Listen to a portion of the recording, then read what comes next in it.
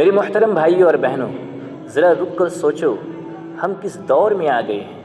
Social media کھولو تو ناچ، گانے، موسیقی، بے حیائی اور افسوس، انہی ریلز پر ہزاروں لاکھوں مسلمان تالیاں بجا رہے ہیں۔ اللہ تعالیٰ قرآن مجید میں فرماتے ہیں، اور لوگوں میں کچھ وہ ہیں جو لہو لعب کی باتیں خریدتے ہیں تاکہ اللہ کے راستے سے گمراہ کریں۔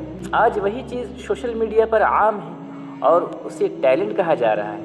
رسول اللہ صلی اللہ علیہ وسلم نے فرمایا، میری امت میں کچھ لوگ ایسے آئیں گے جو زنا، ریشم، شراب اور گانے بازوں کو حلال سمجھ لیں گے۔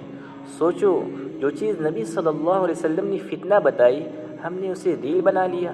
بھائیو، یہ صرف ویڈیو نہیں ہے، یہ دل کو برباد کرنے والی چیز ہے۔ اللہ تعالیٰ ایک اور جگہ فرماتے ہیں، جہنم میں کہی جانے والی بات، ذق انک انت العزیز الکریم، لے چکھ، تو تو بڑا معزز بنتا تھا۔ آج اسٹیٹس ہے، فالوورز ہے، ویوز ہے، مگر قبر میں نہ ریل چلے گی نہ میوزک۔ رسول اللہ صلی اللہ علیہ وسلم نے فرمایا، قیامت کے دن انسان کے قدم نہیں ہٹیں گے، قیامت کے دن انسان کے قدم نہیں ہٹیں گے جب تک اس سے یہ نہ پوچھ لیا جائے کہ عمر کہاں خرچ کی گئی۔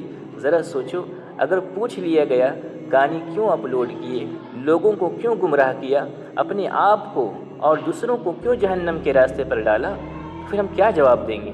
بھائیو، ابھی وقت ہے، توبہ کا دروازہ کھلا ہے۔ سوشل میڈیا کو گناہ کا ذریعہ نہ بناؤ، دعوت اور خیر کا ذریعہ بناؤ، ورنہ یاد رکھو، آج لوگ واہ واہ کریں گے، کل فرشتے سوال کریں گے۔ اللہ ہمیں سمجھ عطا فرمائے، گناہوں سے بچنے کی توفیق عطا فرمائے۔